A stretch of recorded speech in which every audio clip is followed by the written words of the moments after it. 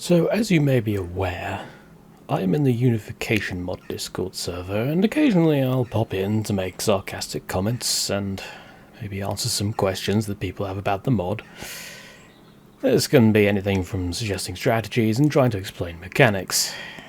The majority of this is simply me winging it, especially the tech support side, but I thought I would, with the help of the Discord itself, put together a little list of the most frequently asked questions around race mechanics. Now, please don't expect me to go into super in-depth with values and all that sort of stuff, unless I happen to know them or I know they're not going to be changed. But enough of that. Let's start with one that pops up pretty much daily. Building as the Tyranids. Building as the Tyranids is very different compared to others, and did actually confuse me at first as well. There are two ways that you can do this. The first is to simply click the brain icon, which is down here, just above the toggle taskbar icon, and then hit the second button here, drop hive. You can then select whatever building you wish to build. At the start of the game you can only actually build a Gaunty Brood Hive and a Tyrannicus Brood Spire. That's all you can afford. There is another way to do it, however, and that is if you hit the full stop key, like so.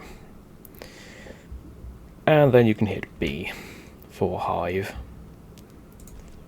That is also useful for if you lose where your builder is, because your builder is actually invisible. And it's kind of useful for... there we go. If you hit full stop twice, it takes you to where the builder is. Yeah, because the builder can get stuck occasionally. It does have collision and counts as an aircraft, I believe. But hey ho, that's Soulstorm for you. Tyranids only use requisition for their units. Their spore chimneys do not produce any extra requisition, but instead allow you to build more reclamation pools, which are these. Every single spore chimney allows you to build up to 3 more reclamation pools. These reclamation pools are your main source of requisition income. The spore chimneys instead produce influence, which you can see up here. Each new spore chimney unlocks a new slot, up to a maximum of 6, which gets you to a maximum of 100% influence. This influence can be used to build buildings, use your hotbar abilities, and research things for your units. And trust me, they get pretty expensive later on. One last thing to discuss with the Tyranids, and that's the idea of Synapse. Now, Tyranids rely on Synapse auras in order to survive, particularly the Gaunts. If your Gaunts are caught without Synapse aura, then they will break almost immediately. They only have 100 morale, and they take some pretty heavy morale damage sometimes. The Synapse will render them completely immune to morale damage, so it's pretty important to have that on your troops.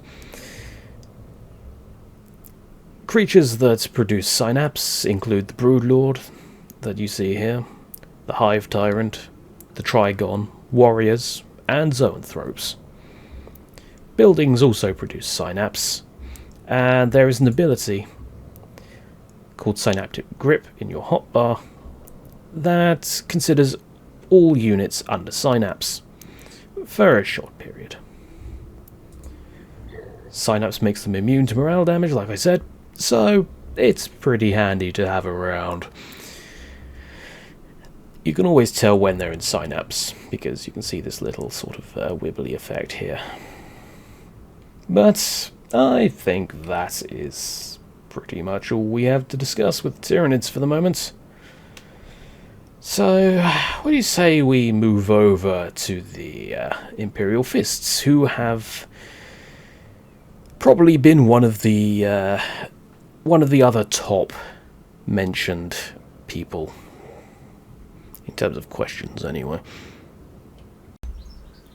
The Imperial Fists are the masters of defense, and to reflect this, all of their buildings can be reinforced to increase their health and their resource output as well, for a cost, of course. How much this costs depends on the building. The generators are far more expensive, and the reason for that is kind of my next point. But generally, it is a good idea to reinforce, or fortify, as the tooltip says, your structures as much as remotely possible. Not only for the good of your economy, but because it makes your buildings less likely to spontaneously combust if looked at by a group of horrors.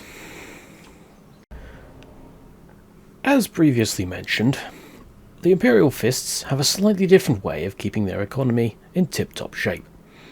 Instead of spamming generators like the other factions, they can only have one per HQ, up to a maximum of 3, as you can only get 3 siege controls. But they can actually fortify it to increase the rate of income. Now you can do this up to a maximum of 5 times, which basically makes it the equivalent of 6 generators. This does actually save space in your base, and by the time that it is fully fortified, you are going to have yourself a very beefy generator right there.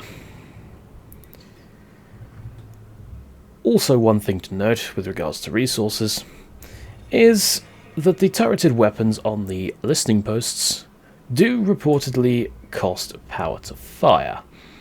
I have not verified this myself, however it is something to keep in mind, and is something that has been reported to me by members of the Discord. So please keep that in mind for your late game economy, and even early game economy. You don't want your listening posts draining all of your power away after all. Something else to note with the listening post situation is that you cannot actually increase your requisition income through upgrading the listening posts as you normally would. Equipping them with turreted weapons solely acts as defense. The only way to increase your requisition is through fortification of the actual listening post. The Imperial Fists' primary commander unit, the Siege Captain, is a pretty useful individual indeed, especially in utility. On top of the usual things a commander can do, this particular individual can actually increase the capture speed of a unit that he is attached to. If you pair the Siege Captain with a Siege Marine squad, you have one of the fastest capture speeds in the game. So, I've set up a little test. We have a Siege Captain attached to a Siege Marine squad, a Siege Marine squad, and a standard Space Marine squad. Let's see how fast each of these units can capture a point. We shall start with them, them. Now the timings are not perfect, but you can see the results. The Space Marine squad is capturing quite slowly, sort of your standard speed.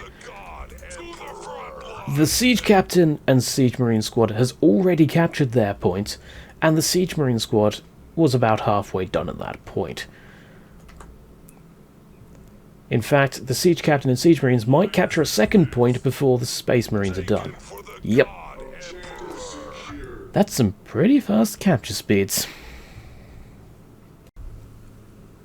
Something else that the Siege Captain is capable of doing is, once you are in Tier 2 and have an armory, your Space Marine squads can equip rocket launchers, or missile launchers, whichever one it actually is. It only costs you 50 power, which, let's face it, isn't really a lot in the grand scheme of things, and it equips the entire squad. Just every single one of them. Yep, that's definitely a case of bye-bye tank. The Imperial Fists also have an interesting hero in the form of Lexandros, insert surname pronunciation here. He is not the most powerful commander to ever grace the battlefield, although he can certainly hold his own, but he does have a unique mechanic. When Lexandro dies, behind the scenes you get 10 faith points,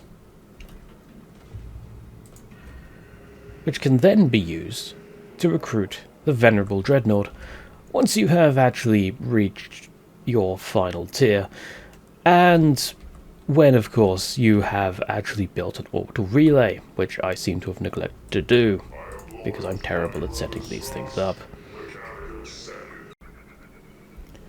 So, once you have all the requirements, you can actually recruit this Venerable Dreadnought from the orbital elevator. Once the Dreadnought dies, you then get 1 soul point, which can be used to re-recruit Lexandros. And basically repeat ad infinitum. That's pretty much all I had to cover with regards to the Imperial Fists. Now on to a faction which I am very, very terrible with and may actually need to have an active AI in order to show certain things off. That is the Legion of the Damned. The Legion of the Damned do not have a need for resources. Everything that they produce is free. However, they instead use their strategic points for sustaining the portal, which, as you can see, is degenerating over time. In order to stabilize the portal, we need 2 listening posts. That increases by 1 for every single tier upgrade that we research. Critical locations do not help you, and slag deposits, they count as 2. One more thing to note regarding portal stabilization is that after you have got your stabilization state, every single listening post you make after that increases the regeneration rate of the portal. I do not know if there is an upper limit. I haven't tested it, but given how difficult it was for me during my Steel Legion episode, I get the feeling that the upper limit is certainly quite substantial. Legion infantry, specifically Legionnaires and Terminators, are usually invulnerable. They do not actually take any damage. However, when a Legion of the Damned unit loses all their morale, instead of suffering major stat penalties like the other races, they instead get much stronger. This unfortunately does come at the cost of losing their health very quickly over time. This Pyromortis, as it is known in-game, makes them very susceptible to any sort of anti-morale damage, such as Flamers or Emperor's Children, Noise Marines, anything like that. There are upgrades that you can do at the listening posts in order to reduce your infantry's susceptibility to this. I was going to try and show it off, but it appears that these clowns are having a bit of a joke around, and don't seem to be breaking my infantry's morale. Here we go, there we go, come on, break morale, don't shoot, break. Okay, you see, they're invulnerable, and now they've got a sudden massive increase in strength, but they are degenerating and taking damage over time. That's yeah. Don't let your infantry break when you're playing Legion of the Damned. Not unless, of course, you want that massive power spike in return for slowly losing your infantry over time. which they will eventually start suffering if they don't actually get their morale back soon. The Pyromortis will consume them. There is a brief grace period, but yeah, it does eventually start just... Oh, they fixed themselves, it's fine. We will not be losing Legionnaires today. But I think we are done with the Legion of the Damned, to be honest. I think it's time to move on to a very quick one, and that is the Blood Angels. Thanks to a slight flaw in their gene seed, the Blood Angels all suffer from something called the Red Thirst. This is reflected in game by a kind of sort of berserk mechanic. When a sort of Blood Angel unit goes into melee combat, they get a bit angry. And they may very well lose control. There is a chance of it happening anyway. But yes, you can see. I've gone berserk, I've lost control of them, they do increased damage. It wasn't a good example because I got blood pulsed because I rushed into a World Eater base. But yes, they do increase damage. You lose control of them, and you need to be careful not to lose all of your units that way. Because if they go berserk for too long, then you may very well end up being unable to retreat them. Or you could just do what I do and just sacrifice them to the Blood God Khorne. Kind of fitting given the map we're on. Moving very swiftly on to the 13th Company. The 13th Company does not rely on strategic points or generators for their income. Instead, each of their buildings produces a fairly decent amount of both. Keep in mind, though, that you can only build a maximum of 6 wolf dens and 2 armories. I cannot remember for the life of me whether this is per HQ or whether that is just the max. I believe it may be it may be the latter.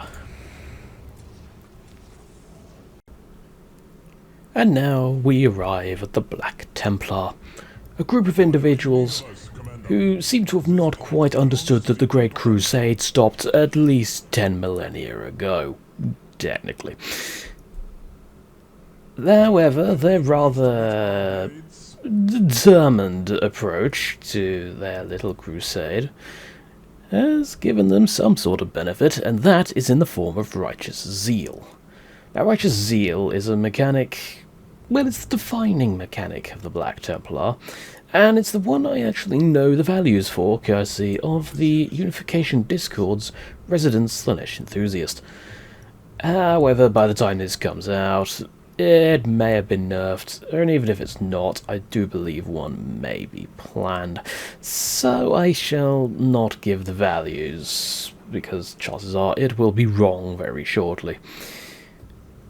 What Righteous Zeal does is, and is not limited to, ranged and melee damage is increased a lot.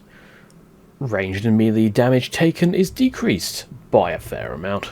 Movement speed is increased by a decent amount, and morale regen is increased by a rather stupid amount. This triggers when the Black Templar actually start to take losses.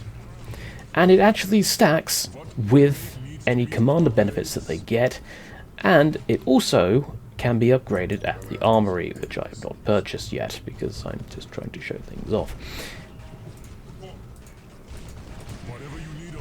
To say it's strong in its current form is a little bit of an understatement.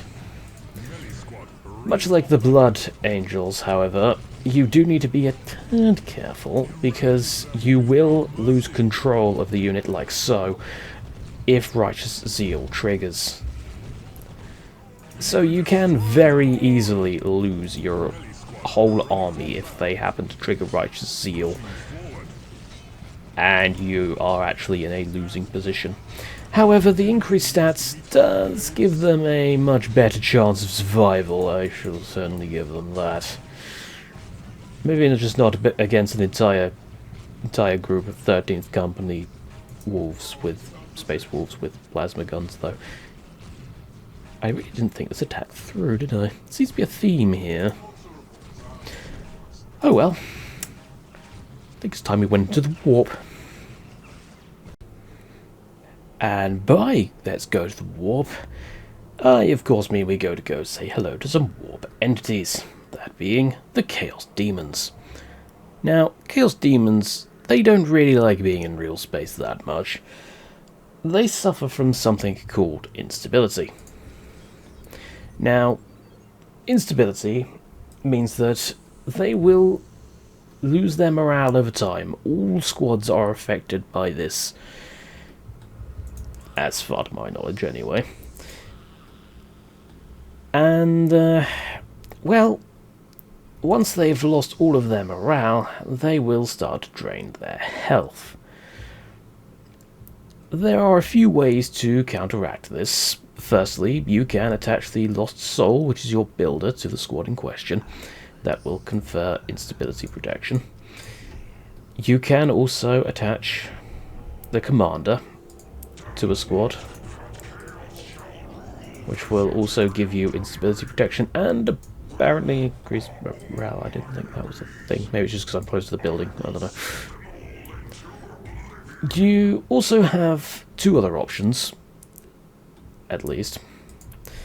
You have the Demonic Fortitude upgrade, which provides minor resistance to instability effects after you reach tier 2. That has a further research after that, which grants even more resistance, etc., etc. That will probably require tier 3, I imagine. You can also get the Doom Pit. Now, the Doom Pit has an ability in it called Warp Flux, or something along those lines, which, when targeted in an area, increases your morale regen. It basically acts as a structure. So it will confer instability protection in a little area, just a small AoE. And finally, you have the Hellspawn. Now, the Hellspawn takes 3 Demon Cap, Great Demon Cap, which is this one here. That is quite a lot when you're playing on normal caps. But it does provide instability protection in a rather significant area, from what I remember. Sucks to be these demons. They've been told to just stand there, which is outside of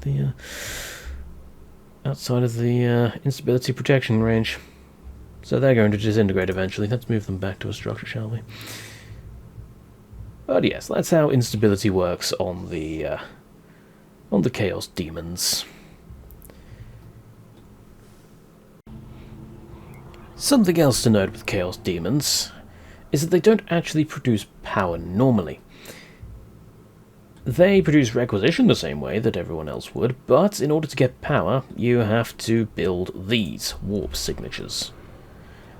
And you have to do trades. This is the only way to get demonic power. So you have 3 types of trades. You can get the first one, which is 100 requisition, but it has no resource loss at all. So you will get 100 power. You can do the second one, which sacrifices 300, which is a fair amount of requisition in the early game, but it's not the end of the world.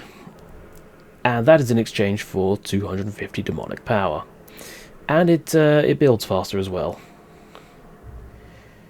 And again, the last one, further resource loss, but it's a lot faster.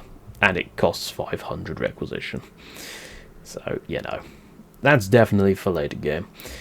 You can unlock extra tiers, shall we say, of trade by increasing your demonic power and your Corruption Unleashed. They're basically your standard upgrades that you would get to normally provide global bonuses. So that's just one thing to keep in mind. You need to keep on top of your trades, otherwise you are going to run out of power very, very fast.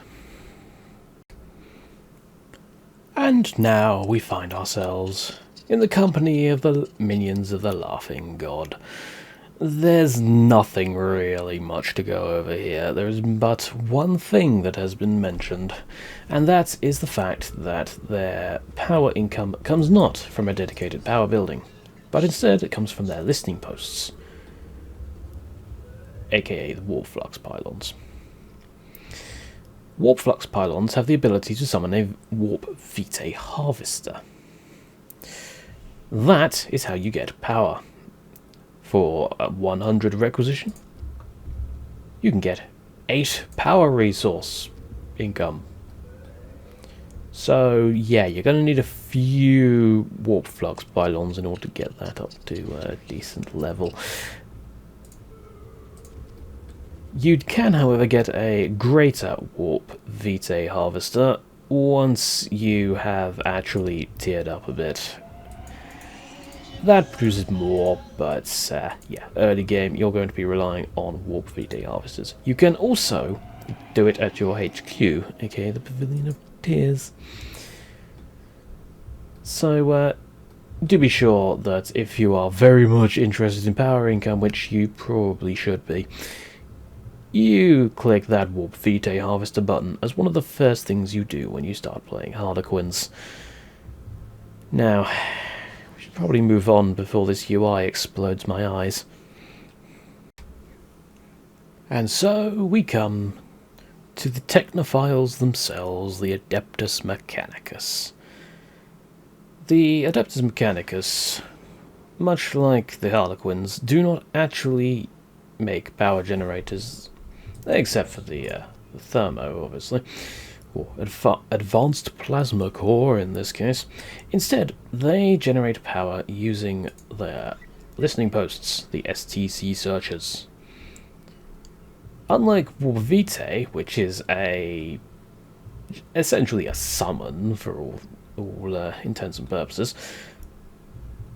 Power Surge is a toggleable ability. You turn it on, and you lose a little bit of your requisition income, but you gain a large increase in power. This is something that you will have to keep messing around with, depending on what resource you are sorely lacking in. And, well, good management of that is actually essential for victory. That's probably why I don't play these people that much. Need good management of something. Not all of the Mechanicus units are sentient, as you would expect. There are some which are automatons, such as the warrior here and the maintenance servitors. This is the order mechanic. Now, orders are essentially morale. And when you run out of morale, you just basically stop working. Once of course it actually drains away. You can see it draining over time. It's not the fastest drain ever. I think there's probably faster morale drain mechanics, but you do only start with 50 morale, so yeah, it can drain faster than you think. There are a few ways to restore orders. Moving close to a building. All of your buildings will generate orders. Your Magos Explorer here has an ability called Chant of Revival, which will sort of delay the order drain and will actually restore full morale. Also, the primary commander, the Archmagos, has an aura which provides data link, And finally, at least for these servitors, there is the emergency recharge action. However, this comes at a cost. It cuts your maximum morale, or maximum commands, in half for quite a long time. It's at least a few minutes. So that's really only to be used in absolute dire circumstances. I'd imagine anyway. Like I said, I don't really play the Mechanicus too much. The warrior here can also get an upgrade late game, which actually renders him completely immune to the command drain thing, and will replace its emergency recharge with another ability, which I can't remember the name of.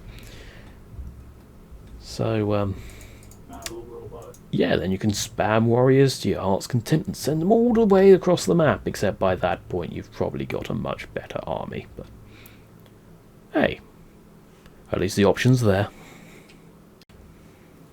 Your final way to restore data/orders is to use the Skull Swarms. They, much like the Archmagos, have an aura. So, as you can see, morale goes down and it goes straight back up again because it is close to a Skull Swarm.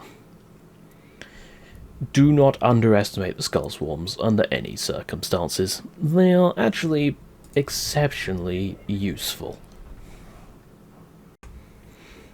Mechanicus, outside of listening posts, HQs and thermoplasma generators, or their equivalent of them anyway, do not actually build buildings. Instead, all of their research and tiering is done through the STC Searcher listening posts. As you can see, I have upgraded this STC Searcher into a research post, and I've upgraded this one into a defense post. The defense post is where you research your pop cap increases, which also actually increases the loadout of your various Scutari. You cannot see the research because I've already done it. This is a re-record.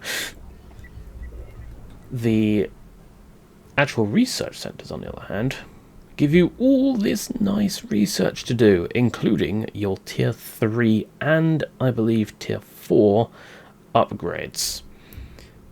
So those are exceptionally important. Once you have reached tier 3, you can actually upgrade your basic research center into an advanced research center, which will then obviously allow you to tier up once again and get you access to even more funky upgrades. I think that's about all I've got to cover with the Mechanicus. So, yeah, I think it's time to move on to the final group that I have to deal with today, and that's the World Eaters. And so we come to the final group in this particular video, and that is the World Eaters. The World Eaters, they're an angry lot, and their resources, while they can get resources from capturing and holding requisition points, the majority of their income, as you can clearly see, comes from being in melee combat with people. It makes sense, it's corn. Now, what resource is actually gained depends on what unit is doing the attacking. If the unit attacking is a demon, then it will increase power. If the unit attacking is a space marine, then, or a cultist, then it will increase requisition. If it is a vehicle or a commander, then it will increase both. Commanders, they're a little bit, I don't think all of them necessarily increase it. At least it doesn't say so in the tooltips. It may very well be that they do actually increase the the income, but it doesn't say it in the tooltips, so as far as I'm concerned, it doesn't exist. But yeah, you're best reading the tooltips to find what each unit actually increases in terms of economy. Once you get to tier 2, you can also increase your requisition income with a unique research called the Gift of Corn, which is like down here, but I've not built the building yet, so it's not showing up. That increases your income rates like the standard income rate increasing upgrades actually do. Corn's unique resource is, well, blood. I mean, it's corn, what else was it going to be? Blood allows them to call on favours, shall we say, from the big angry man in the warp. But remember, corn doesn't really care where the blood comes from, so it doesn't really matter who is getting killed, as long as someone is getting killed. Best way to get all your blood pool up really quickly: spam cultists, send them in, get them killed, and suddenly you have a load of blood points. It's pretty useful. You can access the powers that blood allows you to use with the Will of Corn right here. So you have things like become temporarily invulnerable, which I believe is getting nerfed. Increase the attack speed of Corn infantry and demons. Enemy troops cannot use any abilities in a zone, which the AI likes to spam endlessly, even when you're nowhere near the actual World Eaters, because the AI just generally takes a stance of fuck you. But hey, could be worse. So, one last thing before I go. The World Eaters population. It's a little bit different to the standard population caps of other races. Khorne and the World Eaters, technically, it's more World Eaters than Khorne, but he has army cap and commander cap. Now, it says in the description that it is fixed. It is not. You can actually use the cap increasing game options, such as massive battles, etc., to increase or decrease this commander cap. This means that you can have any combination of any of the commander units, such as the Bloodsmith, the Corn-Eyed Lord, the Cult Command Squad, the Surgeon, which I currently have sitting over here somewhere, the Dark Apostle, the Corn Herald, and the Demon Prince. And there is a like a proper demonic lord, which you can access by going demonology. Now, the whole population system for the World Eaters, vehicles, demons, and Space Marines all use army cap. So technically, you can just have an army of all vehicles, you can have an army of all demons, you can have an army of all Space Marines, or you can have a combination of it. This does actually make the World Eaters one of the most versatile factions in the game right now, I'd say. And that's kind of cool, I'm not gonna lie. God, just imagine what it would be like with like the largest cap increase. You could have like nearly all of the commanders. I'm gonna have to try that one day, assuming my game doesn't crash from the mere thought of it. And that, folks, is it for the moment. As new races come out, I will eventually, keyword being eventually, releasing faction mechanic videos for them if they have anything like overly unique. But I'm not going to be bulking them up like I have this lot. If there's anything I've missed that's like particularly noteworthy, then do be sure to mention it in the comment section below. If you did actually enjoy the video, then of course be sure to leave a like on the video and all of that other random shite that YouTube tells us YouTubers we have to do nowadays. But that's it for now, so until next time, I have been Caldaris. Goodbye.